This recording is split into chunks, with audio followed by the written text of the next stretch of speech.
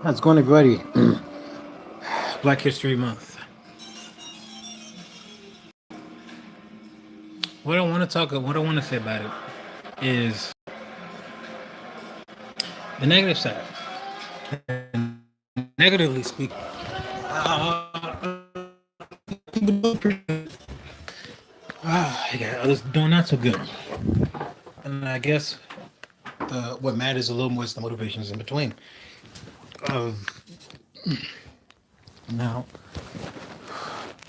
in Black History Month, there's a lot of reminders of our oppressors, a lot of reminders of what's been dealt to us. And in one way, I want to just follow the reminders that culture is what you make of it. Traditions are what you make of it. Other countries are kind of steeped in tradition. And regardless, I feel like, especially for us, Black Americans, African Americans, our place is unique because we can make whatever culture, heritage that we feel that we want, and that can be with whatever, because we highlight a lot of the successes, but with one success, there's like 10 to 100 failures.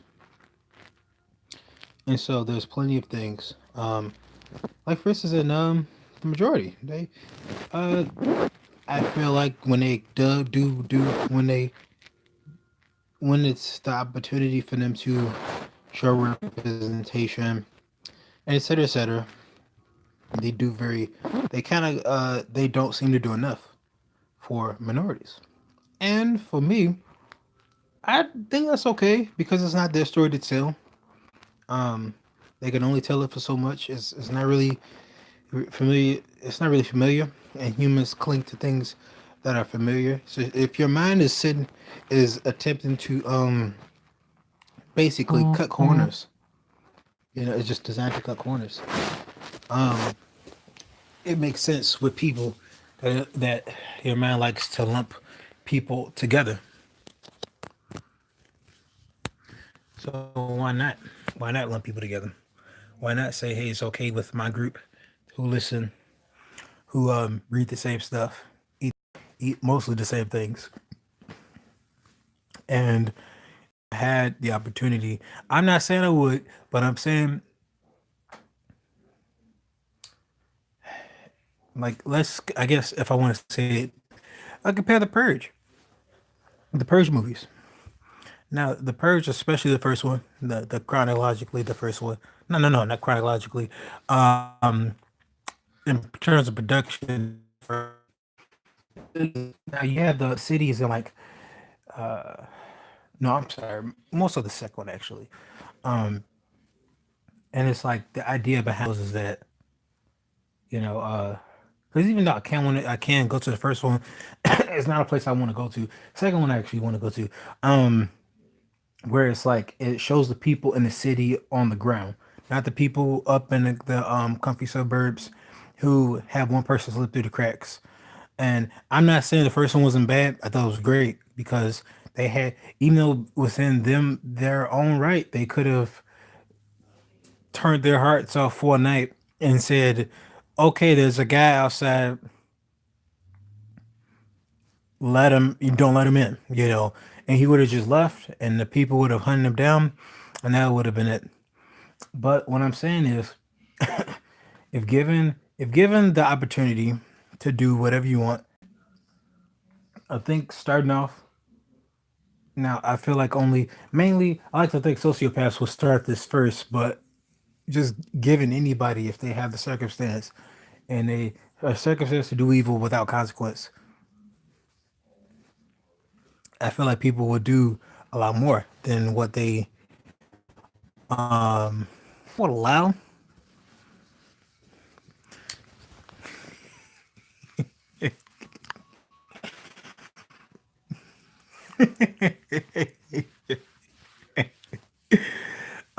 But what I'm saying is,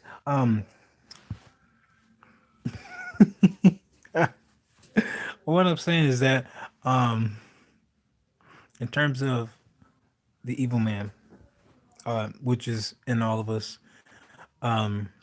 it's just we don't give it the opportunity to flourish.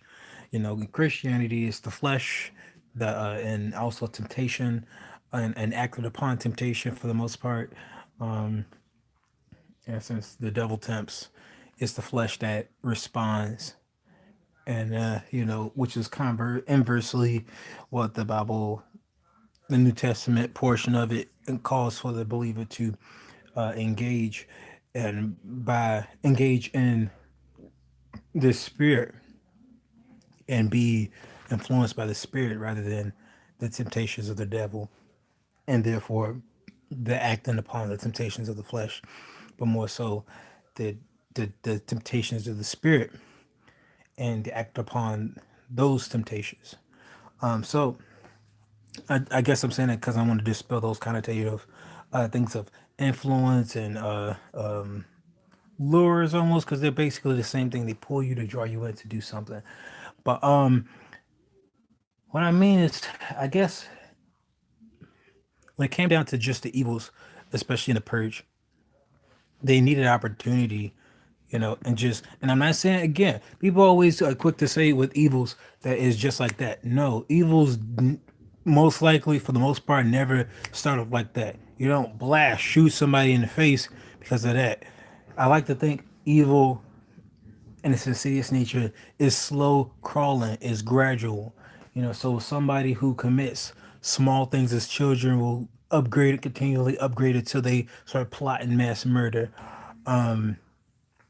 And even if it's not actions, it's thoughts, it's heart mentality, it's the core of their being that maybe is corrupted, maybe is taken down, torn apart, maybe become anti-socialized, just by in response to the world, or because they don't have proper coping mechanisms. Just the works.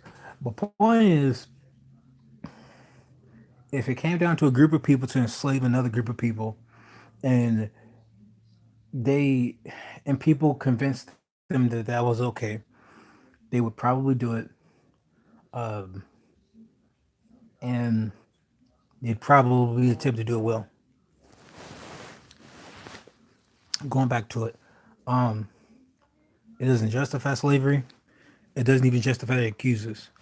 But it's at a point, to me, it's kind of almost like, in terms of the differences in culture, and not just the difference between our cultures versus theirs, but more so the generations, the culture of generations, versus like maybe potentially maybe the whites have, because it's kind of weird, because it's like with with a people who've engaged in antisocial or just negative social behaviors, it's foreign to the mass populace.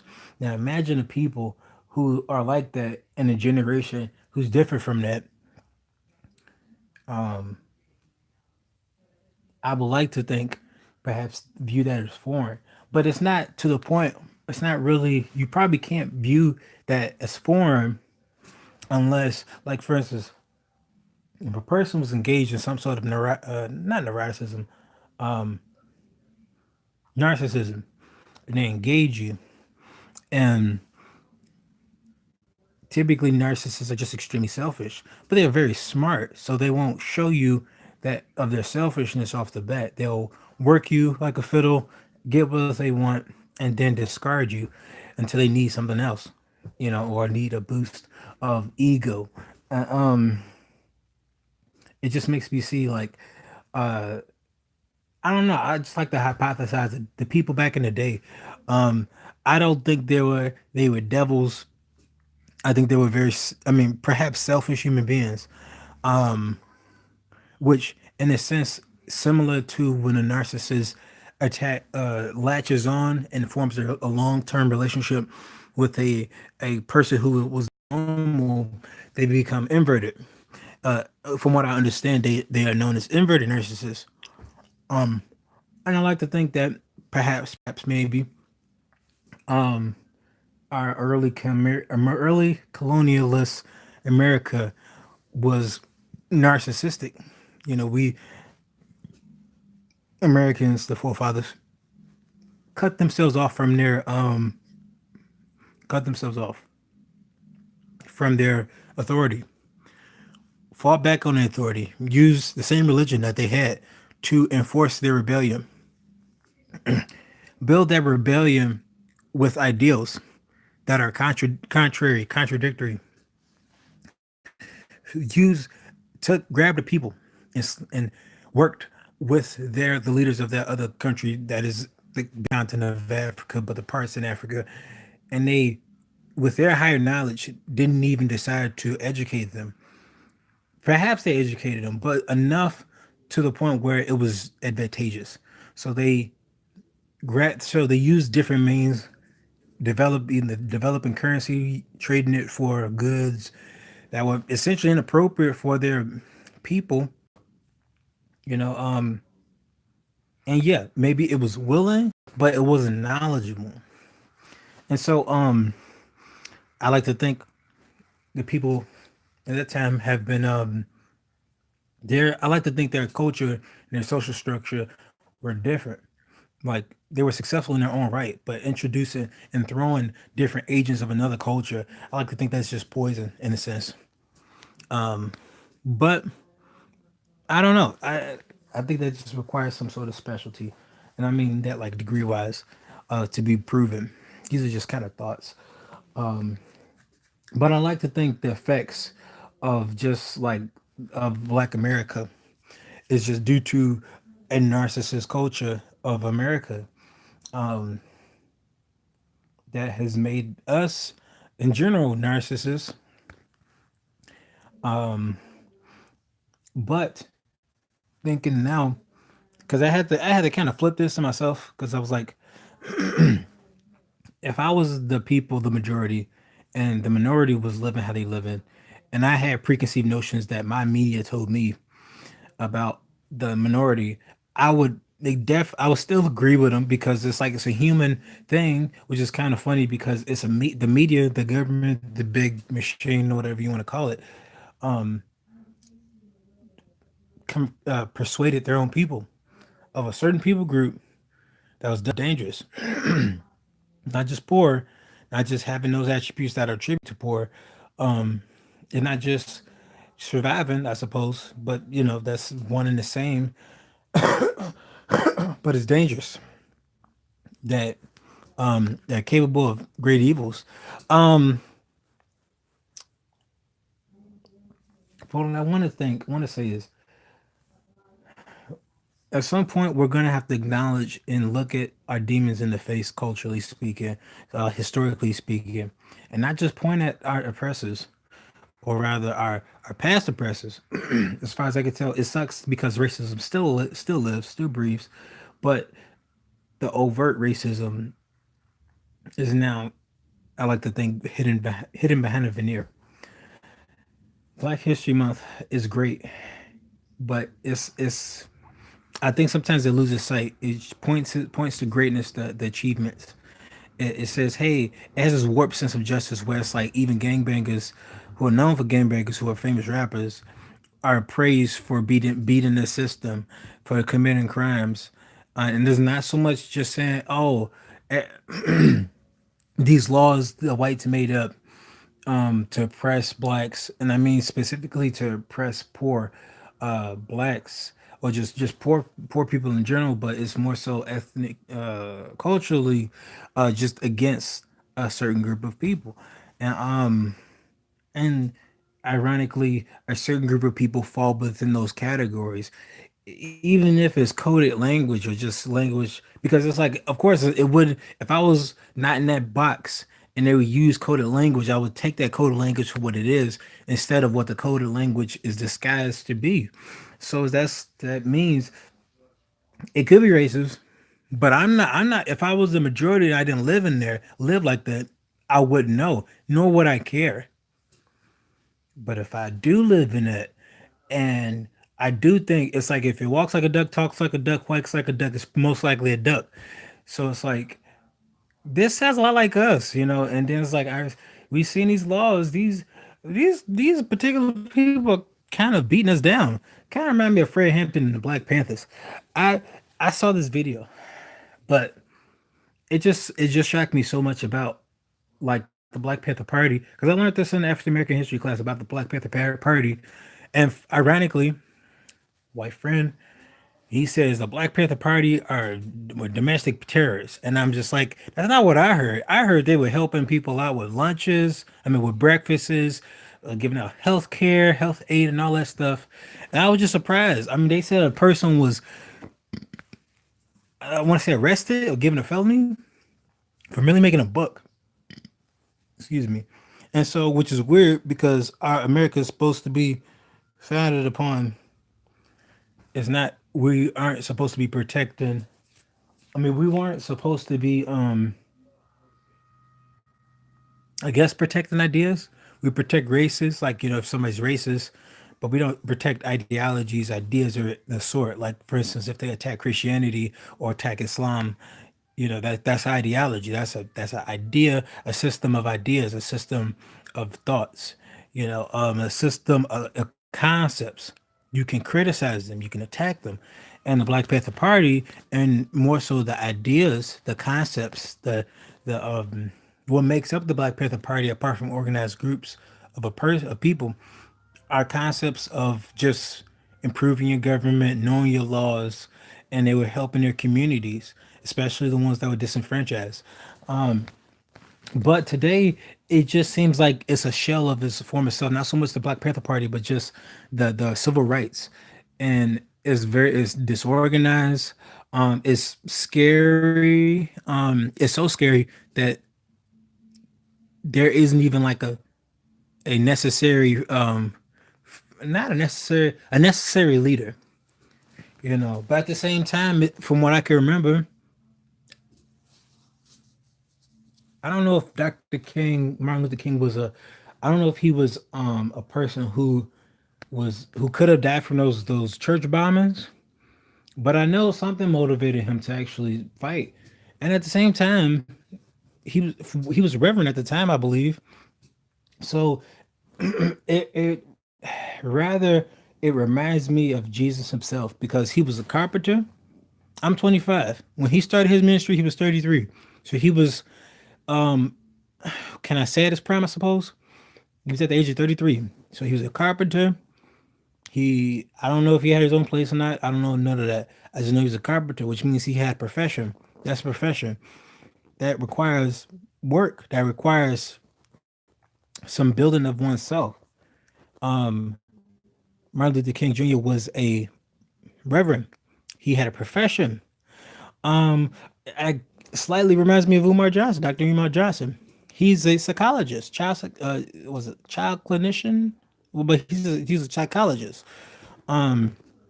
clinical psychology for children, I think. Um,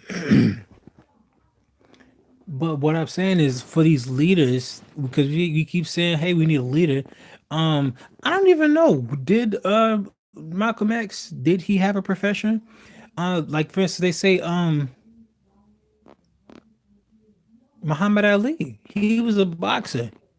Now, I don't know if he wasn't making as much money, but he had something going on for himself. So I think if we follow that model, all these people have something going on, an influence, some sort of profession, some sort of institution, grounded foundational institution they have for themselves. And we cry out for a leader, but we don't really look for those credentials.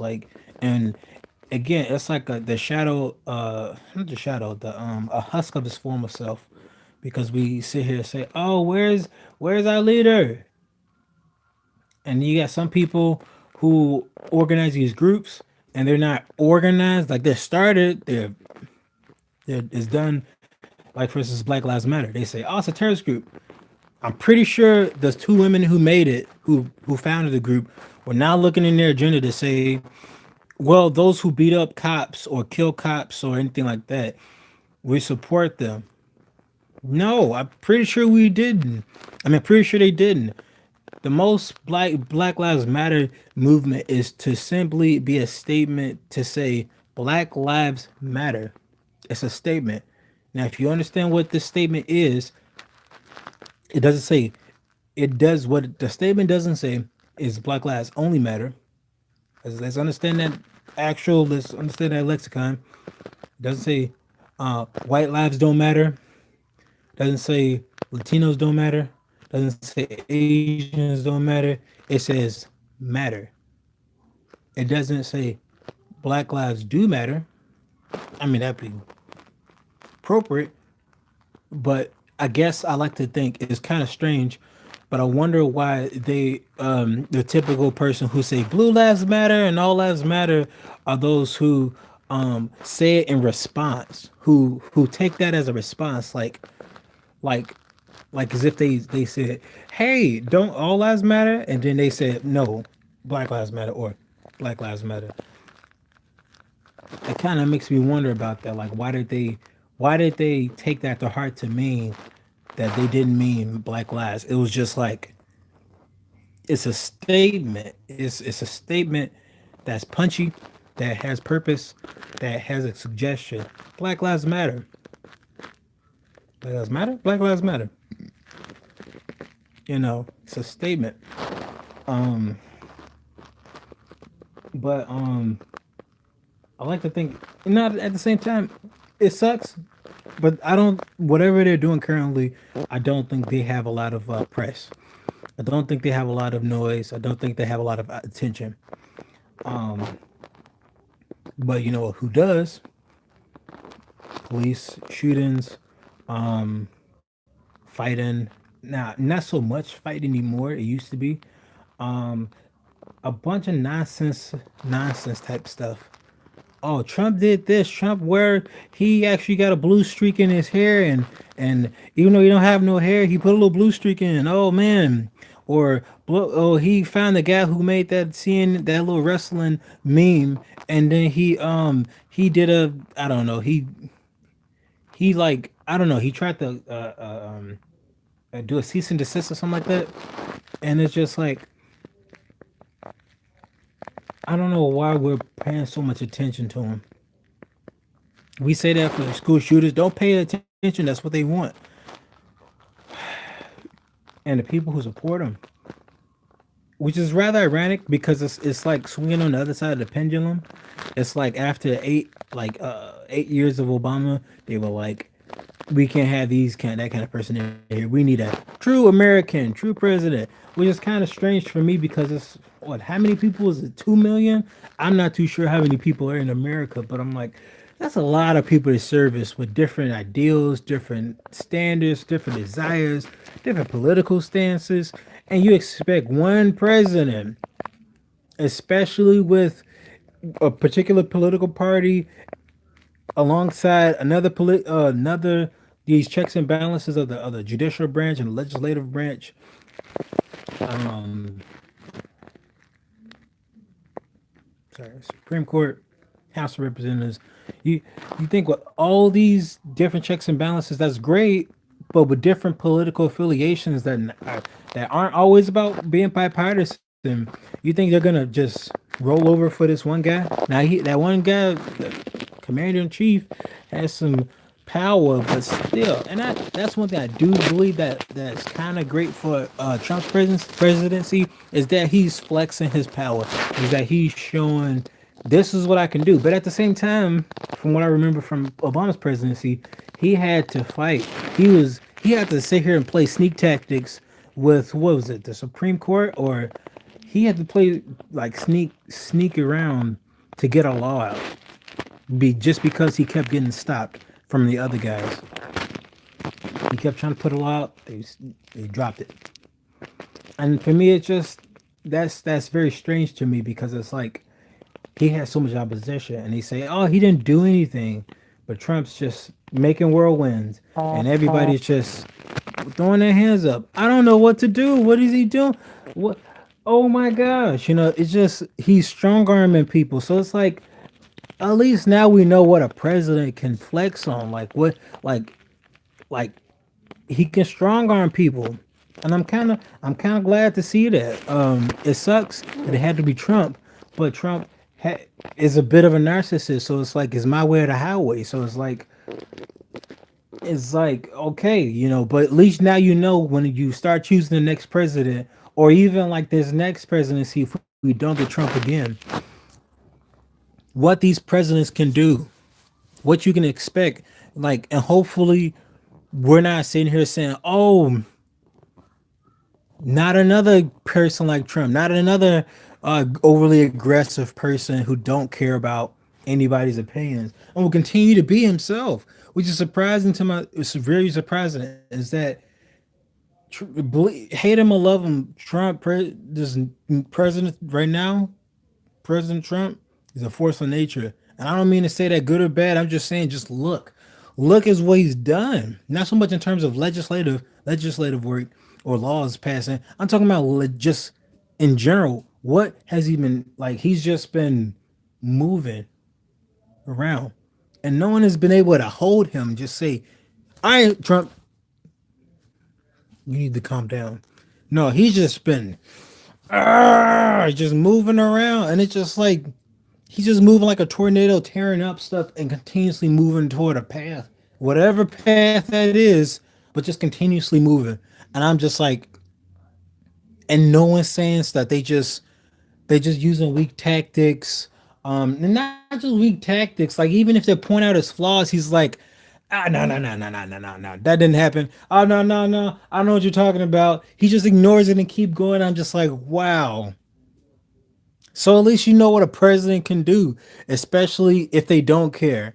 Um, and if they care only about themselves, but for the most part, if they just don't seem to care about other people's opinions, continue to move forward in the path they're doing. Just imagine that in a, I guess imagine that for you as a person.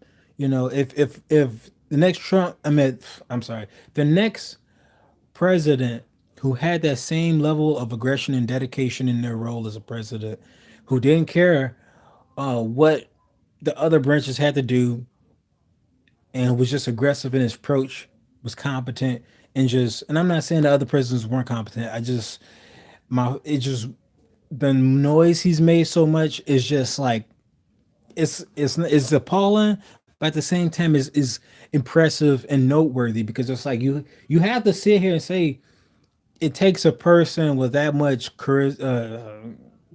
don't want to say charisma. I guess you can say charisma, but that would be my first word to describe it. But aggression and level of aggression and a level of gall and a level just of what's that word Snoop Dogg used to say? Audacity. Yeah. Audacity. Just have somebody with a level of courage, bravery, audacity to just go out there and make it happen. Do something. Do, like, just be competent and fulfill your plan. You know, it don't matter what anybody say. Just be smart and support your people. Um, but that's just something, things I've learned just from having a very outside perspective. I'm in America, so it's not really outside, but more so a non-political perspective, just from what I've heard. And of course, that's subjective. But what I mean more so with just looking at, and it's just like seeing that. And so going back to just Black History Month, why does that tie to Black History Month? I think we need and also another thing. Trump not only was born in wealth, but he learned in wealth. So pointing all this stuff back, you know, if you want a leader, find somebody who's competent, aggressive, and he got his accreditations together, who's who's ready, you know, who's got his stuff built up, and he's like a juggernaut, got his armor on and stuff, and he has this like textbook next to him or something, and he's ready to go, ready to fight. You know, you can't just find Joe Schmo and say, "Hey, Joe Schmo, fight for us." You know, you look like this, you black or something to fight for us. They wouldn't know the first thing. They wouldn't know the ins and outs, the relationships, the marketing, the networking, none of that. You have to find a competent person who knows what he's doing, who's just ambitious and just need to say go that way, and then he's like, yeah, I was already thinking about going that way, but you know, I had people right next to him to say support that person. We can't just say go leader go, and then sit back on our launches and do nothing. It's just like, and I feel like that's in addition to just doing getting influence and and getting somewhere and doing. I just feel like there just hasn't been a lot of people who've haven't been out to simultaneously help the community. Not so much the community as we always say, or even as I always say, but just find a competent person and support them. And stop telling them to fight the big bad dragon, whatever that is, but just to say to be competent, learn about your rules, and just to organize. Organization is not the hardest thing. You come together, you figure out how to do it.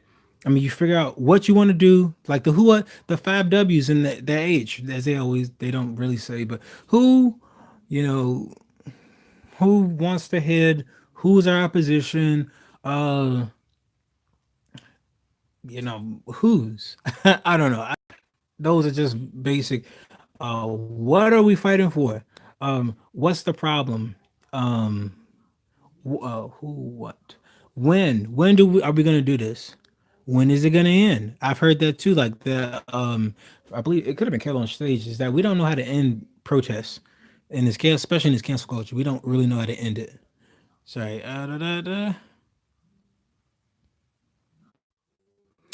Oh, sorry about that, guys. Sorry. Um, but it's just, who, what, when, like he was saying, Kevin, I believe it was Kevin on stage. We don't know how to end protests. We act like protests are just keep it on there, keep it on there. Like no, like protests are just is supposed to have a goal in mind, and after they fulfill that goal, then they cut it off, because that's supposed to be like an organized movement. It's not movement isn't just this figurative thing that, oh man, we got a movement and it's not a loyalty base. As far as I could tell, it's a movement. You're moving somewhere, moving from A to B. So it's like it's a large. If this was a Goliath, it would be a Goliath of 2 feet, but these 2 feet are composed of many feet that's just all throughout legs, and it's just people moving in unison in an organized fashion to get from A to B and in this band. I get it. My hands are ashy, but stay on point, stay on topic. Um, a movement. That's what we're, as far as I can tell, from what my understanding is, that's what a movement is. You want to say a loyalty fan base, fine, but don't call it a movement because it's not a movement. At least I like to think it's not a movement. It's a fancy connotative term for whatever your career is. Um, but yeah, set that up. Who, what, when, where, uh, why? Why are you doing this? What's your reason? It's kind of, it reminds speech. That's your pitch. That's as long as an elevator ride, and that could be 30 minutes. I mean 30 seconds. Sorry, I was confused. Those 30 seconds. You know, okay, what's this moving about? Well, we're here because Frito Lay ate sent the dog, and the dog was eating up our chips, and they said it was in our pay. It got cut from our pay. Our protest is to boycott the dog that's in the factory. Boycott the dog, and then you can have a simple sign with a boot and a dog, and that it's just like you have an organized. You answer those questions. How you gonna do it? How are we gonna do it? Well, where are we gonna go? Well, we're gonna protest in front of Frito Lay in ABC Land or ABC City at something something state something something. Okay, when are we gonna do it? At what time? I mean, what time? What? Okay, our time is gonna be from 10 a.m. to 12 p.m. I mean, 10 a.m. to 12. Yeah, 12 p.m. That's noon, right? Um, okay. Um, um, I guess what are we gonna? I guess how are we gonna protest? We're gonna protest with science. We'll use that boot and the dog. We're gonna put on picket fences, and we're gonna scream. We're gonna get a megaphone too, and then we're gonna scream, "Get the dog out! Get the dog out!" You know, and we're gonna have to have a good slogan for people to remember because it's gonna be small, simple, catchy, easy to remember. That dog is corny. It's like dog eating is corny. Dog eating is corny. Or whatever simple slogan. Because it's easy to remember. You know, why you think ba da ba ba ba, or I'm sorry. Why do you think McDonald's is so popular? Because its slogans are catchy.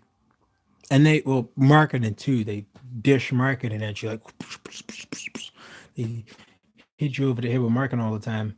I love it. I just had McDonald's too. I'm loving McDonald's. I just need not to eat so much. But point is, you ask these questions: the who, what, when, where, and why, and expand on them. Use maybe even a spider chart and just expand. What are we doing? What are we doing? Why are we doing it? Who we doing it with? Why are we doing this? How are we gonna do it? And then find people who agree and want. Why we need some loyalty? Because loyalty, loyalty is gonna be very important. You get some loyal people who will do this for you, do this with you, who won't run when it's hard, who gonna say, "Hey, this is worth it. It's worth the sacrifice." And it's like just thinking figuratively. You have a force of nature. You have an entity as yourselves as a group move and just saying, "We're gonna bother you. We're gonna stop you in some way. We're going to change. We're going to influence public consciousness about your product or about whatever structure, and then we're gonna just act upon that." Now that has to be done extremely responsibly because if you do this irresponsibly, you're breaking people down, you're taking jobs, and you're screwing up the social structure. And if you do that, that's a problem because you live here too. That's a big problem. And so why I say is that I think that's one good reason why it needs to have a deadline, a date. So that we help it the deadline, you won't have to worry. You won't have to worry about causing too much trouble. You just need to have a purpose, a purposeful jab, and then if you hit it, give him a kidney punch. You're like, okay, I'm finished. And then it's like, okay, give me my lunchbox. Whatever that you're looking for, give me my lunchbox, man. And then they give you your lunchbox, and just like even though they ate from your lunchbox, and it's like, well, since you ate from my lunchbox, and hopefully you and that bully can come sit down at the table and say, "Hey, you ate from my lunchbox, so I want some new lunch. I actually want you ate my potato chips, so I want Pringles this time because you ate them, and I was planning on eating them, and I'm hungry. I was starving because you took it for the day. So now I want you to pay that back in Pringles. And so to appease you and have you stop being an annoyance, because it kind of reminds me of the judge and the woman from the Bible where she kept knocking, she kept being a pester to this judge who did fear God.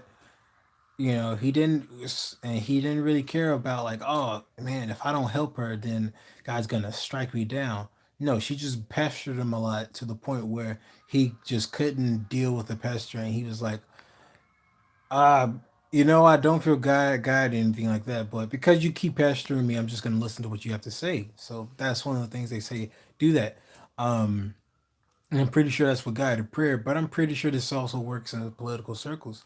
Knock, and the door will be answered. Will be open. Seek and you'll find and all this stuff. But I think that's just one thing. It's a whole lot of unproductive things that are being promoted. Um, and like it sucks with these record companies where they support that, but it's like it's funny because it's not just them. It's like the fans that support them, the fans, and maybe they're dealing going through their own troubles, and that's how they cope. But it's just like it's like a destructive spiral. I forget the proper term for that, but like it's a destructive spiraling down the drain. It's like we're helping each other light our own houses on fire, light a house that we all inhabit on fire. And it's like you know, I don't know. I was gonna make up an analogy, but yeah, we're basically helping each other burn our own house down. Uh, Um, it's not good, you know. And so a part of this is great, like Black History, we celebrate Black achievement and stuff like that. But it's like we need to be more organized. And it is, I think, like they boycotted the buses and stuff like that. Those were clear motives. Those were clear plans. I remember back in maybe a few months ago, they did that with the highway. And we could sit here and complain, oh man, they stopped us from working. I'm like, that's true, but it was a protest. So it sucks because it screws up. Oh, my job. Yeah, your job. It was an agent that you can control. So I would hope your job isn't too pissed off and that you could probably choose a different route. But ultimately that's what a protest does. It disrupts, it forces you to look at the problem. It forces whoever that's involved to look at the problem and say, hey, this is the issue. You know. So I'm not saying that trying to be hypocritical. I'm pretty sure if I was there I'd be upset. Um but at the same time I'm like, that's what a protest is. It forces you to look at the problem. So ultimately, what can I say for people? All I can say is just I think we just have to do better. I think we have to do a lot more loving and accepting and helping each other. And I mean, just black. I like to think Black America because I know they say, "Oh, the race card, blah blah blah blah," but I'm like, you have to talk about race. It started off as a racist thing. I mean, well, it started off as a freedom thing. Then it became a racist thing because of selfishness and a bunch of other silly nonsense that occurred. Even though these people claim themselves to be Christians, and regardless if they pray continually, and I'm glad that there were Christians who was like, well, my Bible says that this slavery is wrong, and I'm gonna side with abolition to break that down. And there were other Christians who were like, well, we're Christians, but that does, I mean, well, God wouldn't want these slaves to be free. Like there were probably Christians who were Bible believing, who preach good theology, who still agreed that slavery was okay, that slavery was appropriate, if slavery was even, I mean, I don't know about progress or allowed or accepted, but I'm pretty sure that there was people who were like, well, I mean, that's just their position. That's what God wants them to do, wants them to be. I'm pretty sure 1 Corinthians 7:21 says against it. But again, the church has always been kind of like figuring itself out, like it's in a state of, and I mean more so the American church. And I'm like, thankfully, there are Americans, mature American. Well, I can't say I may be spiritually mature Americans who leave the country of America, and there are even spiritually mature Christian Americans who are here who just encourage the people there to just shape up and ship out, or just be a light in their communities. That's great, but I just think we even the church need to wisen up, especially in the black community. Like the black community does not trust the church at all. There's just so much damage there. You got false preachers. Some of them are false preachers. Yeah, some of them are just so entangled inside the church that they can't even see the outside. And so, I guess we got those five W's and that H, that how. So it's like I guess we gotta ask those questions. Uh, but first, you need to do something. Get a career. Fix yourself. We have to fix ourselves. Fix ourselves before we start thinking about doing any planning, about any movements, about any progression. Because if you want to do a movement and that's long term, you need, similar to what Paul did as an evangelist, a Christian evangelist. He had a profession. He made tents. He had his own profession. Jesus was a carpenter. Um, before he started his ministry. Now, do I know if he had disciples and he was picking up tax collectors and stuff like that, and telling people to sell that stuff, and he was going to people's houses and stuff. Um, so all I can tell you is that even with the Christian church, if you want to start a movement, get a profession, and if you just say, Nah, I feel so strongly God's calling me to do this. All I can tell you is look toward those people who have made a profession, and all I can say is I hope that they can share their homes with you. Um, and you just have to not be a bum so much. And I'm not saying that they are, you're not. I'm just saying like if we claim that God's will is important, then we gotta prove it. And if Black America wants to rise, then we have to prove it by like being organized and being smart and being intentional about what we want and what we are gonna do about it and how we're gonna get there and be smart and find some professionals to just project have projections about how to go about that over the years. So God bless you. Have a good day. God bless you. Loved. Be wise. Be smart. Be safe.